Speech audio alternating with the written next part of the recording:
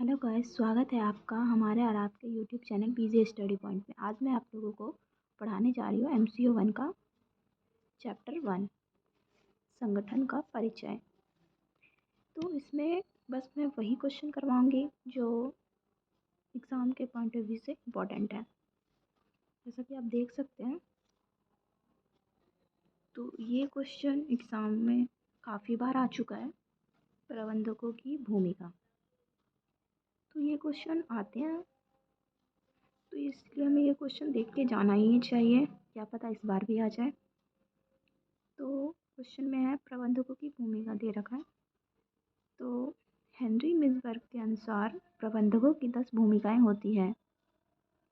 Henry मिसबर्ग के अनुसार जो हमारी प्रबंधकों की 10 भूमिकाएं होती हैं, तो उन्होंने अपनी 10 भूमिकाओं को इस प्रकार बता रखा है। फर्स्ट है व्यक्तित्व भूमिकाएं। उसमें 3 आते हैं, जैसे नेतृत्व, संपर्क, प्रतीक, नामपात्र का अध्यक्ष। तो हम देख सकते हैं, प्रबंधक अपनी अंतर्व्यक्तित्व भूमिकाओं में नाम मात्र के अध्यक्ष के रूप में नेतृत्व करते हैं तथा विभाग के अंतर्गत या विभाग के बाहर संगठन के सदस्यों के साथ विचारों का आदान प्रदान करते हैं। ये 3 भूमिकाएं हैं। फर्स्ट, नेतृत्व करना प्रबंधकों की प्रमुख भूमिकाएं होती। नेतृत्व जो होता है प्रबंधक की प्रमुख भूमिका है। प्रबंधक अधीनस्थ व्यक्तियों का पर्यवेक्षण करने तथा उन्हें अभिप्रेरित और निर्देशित करने के लिए जिम्मेदार होता है। प्रबंधक अधीनस्थ जो व्यक्तियों का पर्यवेक्षण करने तथा अभिप्रेरित और निर्देशित करने के लिए जिम्मेदार होता है। नेतृत्व द्वारा प्रबंधक अपने अधीनस्थों की सहायता करते हैं। तो हमें इसमें देखा, फर्स्ट पॉइंट पे हमने जो प्रबंधक जो होते हैं, नेतृत्व का प्रमुख भूमिका होती है उनकी। तो प्रबंधक अधीनस्थ व्यक्तियों का पर्यवेक्षण करने, प्रेरित और निर्देशित करने के लिए जिम्मेदार होते हैं। और नेतृत्व द्वारा प्रबंधक अपने अधीनस्थ की सहायता करते हैं। नेतृत्व द्वारा जो होता है, प्रबंधक अपने अधीनस्थों की सहायता करते हैं। सेकेंड पॉइंट हम देखते हैं, संपर्क का अर्थ बाहर के व्यक्तियों के साथ परस्पर क्रिया का जाल बनाए रखना। संपर्क का अर्थ होता है, जैसे यहाँ सेकेंड पॉइंट दे रखा है, संपर्क का जो अर्थ होता है बाहर के व्यक्तियों के साथ परस्पर क्रिया का जाल बनाए रखना हमें। थर्ड है हमारा, प्रबंधक किसी फर्म, इकाई या विभाग का नाम मात्र का अध्यक्ष होता है, क्योंकि उसे विधिक या सामाजिक प्रकार के कार्य करने होते हैं। तो देख सकते हैं, सेकेंड, सूचनात्मक भूमिका। इसमें आते हैं 3 पॉइंट, मॉनिटर, सूचना विभाजन, प्रवक्ता।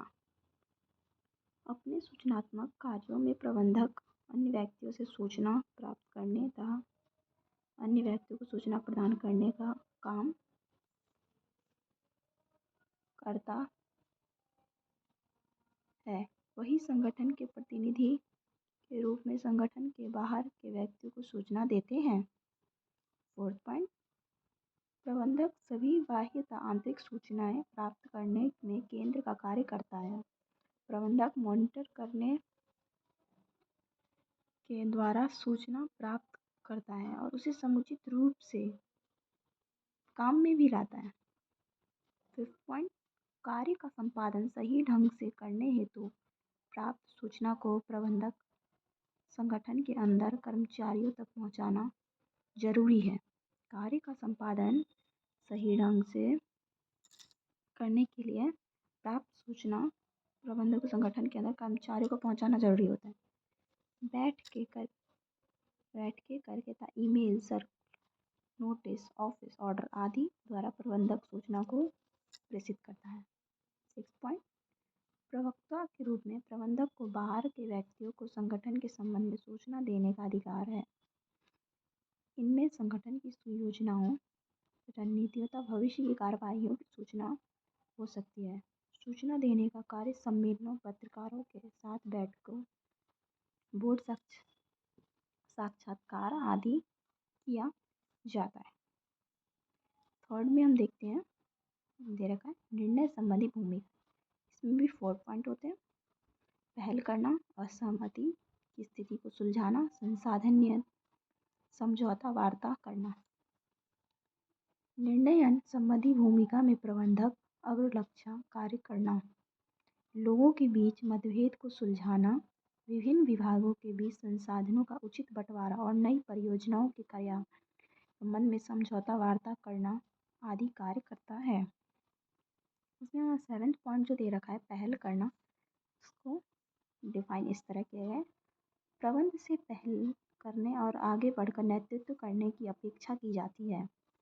प्रबंध से पहल करने और आगे बढ़कर नेतृत्व करने की अपेक्षा की जाती है।